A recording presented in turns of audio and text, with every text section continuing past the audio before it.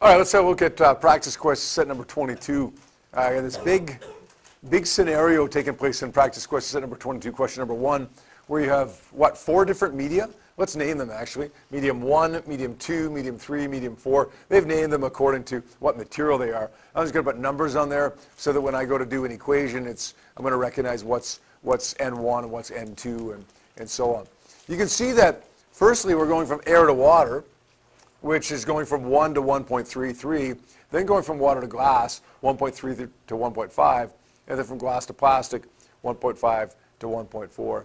I don't even know what the question is yet, but let's deal with a couple of things around this so we understand the whole situation, and then let's deal with the question here. Can you tell me what's happening when the light goes from air to water, when it goes from a low to a higher index of refraction? What happens to the speed?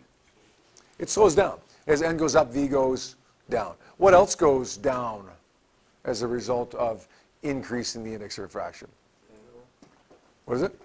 Yeah, the angle goes down. You can see that here, right? This angle, theta 1, is bigger than this angle, theta 2. So theta 2 is smaller than theta 1, the angle went down. And of course, the wavelength goes down as well. N goes up, v goes down, theta goes down, lambda goes down. Now, this angle right here, the angle of incidence for the second boundary, that's going to be the same as this one, right? It's the same as this one because these two normal lines are parallel to each other. So we call this theta 2 if we want. Call this one theta 2 as well.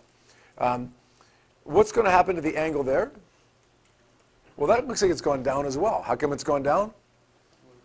Because n has gone up, right? As n goes up, theta goes down. What about here?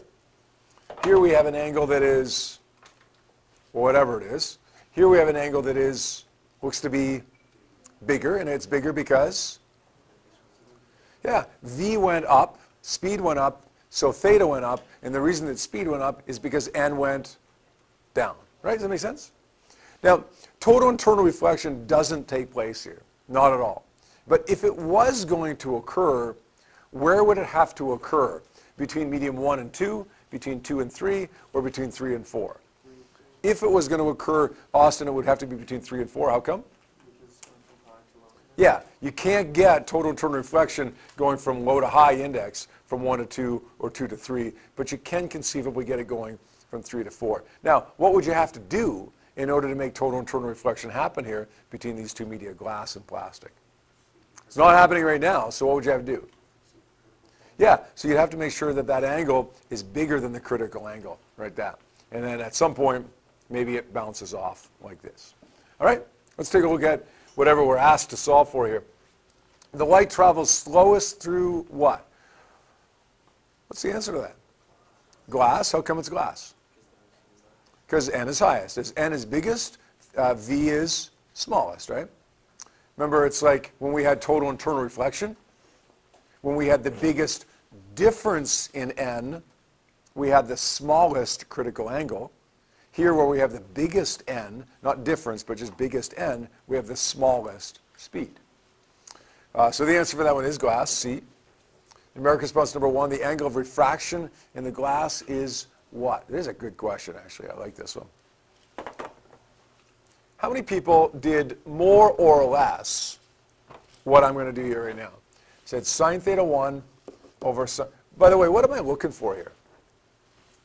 If I assign a number to it, what am I looking for? Theta what? The angle of refraction in the glass. Theta 3, right? So you could say, from this one, you could say sine theta 1 over sine theta 2 equals n2 over n1. Agree? Solve for theta 2. How many people did that? Maybe you didn't call it theta 2. Maybe you called it theta something else, right? Theta W or whatever, okay? I'm not sure what that angle works out to be because I didn't do that. But let's keep going from there. Okay, if theta 2 is, let's say, 30 degrees right there, then this one's going to be 30 degrees as well because those two lines are parallel. Math class, we used to learn in math class something called the Z theorem. Two parallel lines, these angles have to be the same. You guys still learn that? You don't call it the Z theorem maybe, but you know that these two angles have to be the same? So this one has to be the same as this one. Let's call this theta 2. We'll say sine theta 2. Now that we've found that, over sine theta 3, that's what we're looking for, equals n3 over n2. Yes? How many people did more or less what I just did? Okay, what'd you get? 28 point something it is? 23.5? Actually, I think it is, yeah. Yeah, I think it was. 23.5, good. Okay, that's fine. There's nothing wrong with that at all. As long as when you get theta 2, you don't round it. You want the unrounded number because you've got to use that in a calculation later on. Here's what I did, though. I said sine theta 1 over sine theta 3 equals n3 over n1. Why does that work? Well, if theta 1 over theta 2 is n2 over n1, and 2 over 3 is n3, 3 over n2, that should be a 2, right? Then isn't theta 1 over theta 3 equal to 3 over 1? Right? If you have $5 and you have $5, like equal amounts of money, and then you have an equal amount of money as you, then don't the two of you guys have an equal amount of money? If A is the same as B and B is the same as C, then isn't A the same as C? So if sine theta 1 over sine theta 2 is n2 over n1, and theta 2 over theta 3 is n3 over n2, then theta 1 over 3 is going to be the same as 3 over 1. Did anybody spot that shortcut? Nobody? All right, that's fine. Okay, so if you did it this way, the first way, you did twice as much work, but it's not like it took you 20 extra minutes, right? It took you like 1 extra minute maybe. And as you know, time isn't really a factor anymore for us. All right, when we do this, let's solve this actually. Sine, just to make sure we get the exact right number here. Sine theta 1, 36.8 degrees over sine theta 3, that's what I'm looking for, equals n3, which is 1.50, over n1, which is 1.00. So it becomes sine theta 3 goes up by multiplying. The 1.5 goes down by dividing.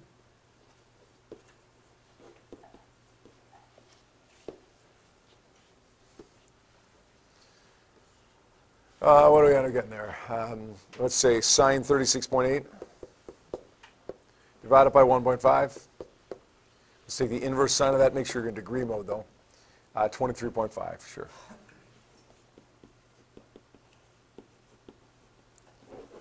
The thing is, and I've seen people make a mistake like this before, if you do it this way, and you round theta 2 to, say, 2 digits or 1 decimal place or whatever, then that does leave us open the distinct possibility of getting like 23.4 or 23.6, right? Which on an exam gets marked wrong, even though you knew exactly what you're doing. So if you did it this way, be especially careful if you're doing it this way, not to round until the very end. All right. Good. Next question. The critical angle when light passes from water to air is what? Sine theta c over n, or equals n2 over n1. Where's the denominator there? Like Snell's law, doesn't it have to have something on the bottom there? Yeah, go ahead. No? Yeah, I thought you were. Yeah, okay, so sine 90 is right. So it really is sine theta c over 1, but it's easiest just to write it without the 1, right? Okay, let's find theta c here. It's the inverse sine of n2 over n1. Which one comes first? The 1 or the 1.33? You're going to air. So number 2 is 1. You're going from medium 1. So we're going to say it's the inverse sine of 1 divided by 1.33. 48.8 degrees. No scientific notation, just recorded as 48.8. That's the critical angle to air, right? Critical angle from water to air, yeah. Now, can anybody tell me, that's a pretty big critical angle, right? I think that's the biggest one we've seen, actually. I mean, there are bigger ones, but that's the biggest one I think that we've calculated. Can anybody tell me why that's such a big critical angle there? Kessler? Yes, it's not just the value of n, it's the value of the difference in n. Air is 1.00, water is 1.33, so there's not that much of a difference in index of refraction. Air versus diamond is 1 and 2.4, right? That's why you get such a small critical angle with diamond. And finally, next one, which is, this is a great question. Love this question. It is a hard question, though. Okay, especially the last part of it. The last blank is really challenging. You really got to think. Not only do you have to really know your stuff, you really got to think through this one. And even then, it's hard. A group of students investigates the effect of wavelength on the index of refraction of an acrylic rectangular prism. The following ray diagram was produced when a red laser beam was incident on the prism. So this makes sense, right? When the red laser beam goes from air to acrylic, then it's going to bend. And it's going to bend because the speed changes. When we go from air to acrylic, which I don't know what the index is there, but I know it's smaller than or bigger than 1, then we know that as n goes up, v will go down, as will theta. So theta 2 is smaller than theta 1, as it should be, right? It bent toward the normal line. Now, what do you think would happen when it goes out the other side? It doesn't show this in the diagram, but what do you think would happen when it goes out the other side? The angle increases again, yeah. How much? Good. Back to the same angle here. Now, it's hard for me to draw it this close to the board. Perfectly. No? Telling you, when you're up on the board, at the board trying to draw it, it's much harder to see when things are parallel and so on. Not bad? Hey? All right, there we go. So if the angle decreased by a certain amount because we went from air to acrylic, then it's going to increase by a similar amount when it goes from acrylic to air, right? Now, I mean, this is pretty symmetrical, right? If the light was going the other way, right, this way, then we would find that the angle decreased and then increased as it went out the other side. Make sense? All right. Now, what do they tell me happens next? The second trial is conducted using green laser light. The angle of incidence is the same as in the first trial. And then you got some comparisons. So let's deal with green here. So green goes in at the same angle. Those are supposed to be parallel. What's going to happen to green when it encounters the acrylic air boundary? It's going to bend, right? Is it going to bend more or less than red does? More. More. Right? My 137th favorite band of all time. Look at the picture over on the board. Green light bends more than red light. So we're going to find that bends in the same direction, but it's going to bend more. So the difference in angle is more pronounced. Now, what happens when it gets to the other side? It goes back to coming in the direction it was coming from. Is that parallel? Close enough? Does that make sense? So it slows down by more than the red did, but when it gets to the other side, it also speeds up by more than the red did, because there's a bigger difference in index of refraction. Okay? Now, the effect probably wouldn't be quite as pronounced as I have it drawn here. Probably wouldn't be that much of a difference in theta 2 red versus theta 2 green, but there would be a difference. All right, let's see what we're being asked here. Let's see what we're being asked here.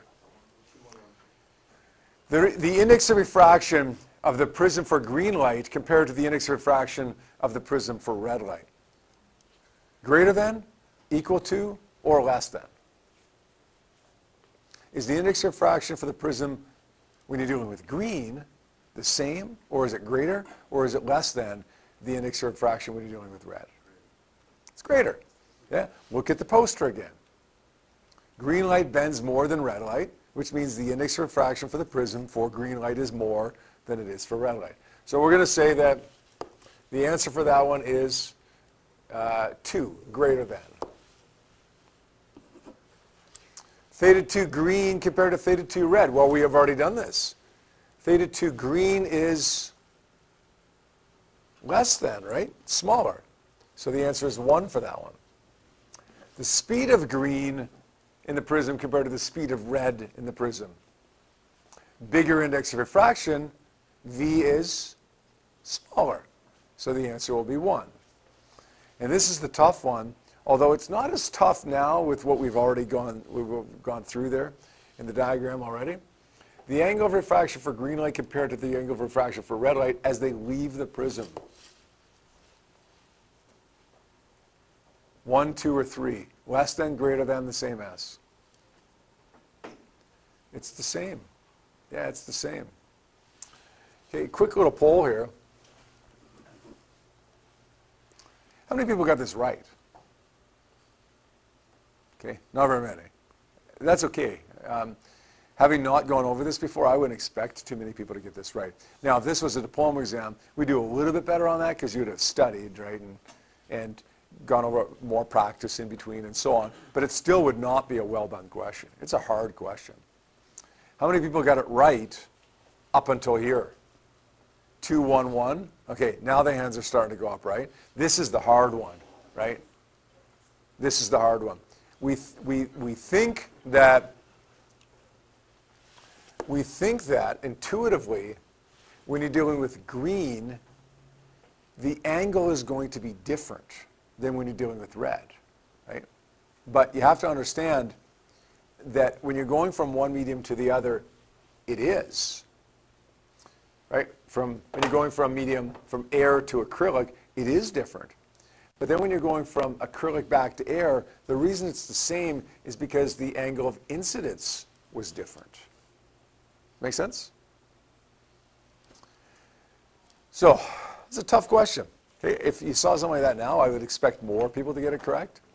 Okay? But having not seen it before, honestly, this is the kind of question that if you want to get 98 or 100 on the exam, you got to get this. If you want to get a 90 on the exam, this is a question you might not get. Now, you can still get a really, really good mark without getting a question like this that's this challenging correct.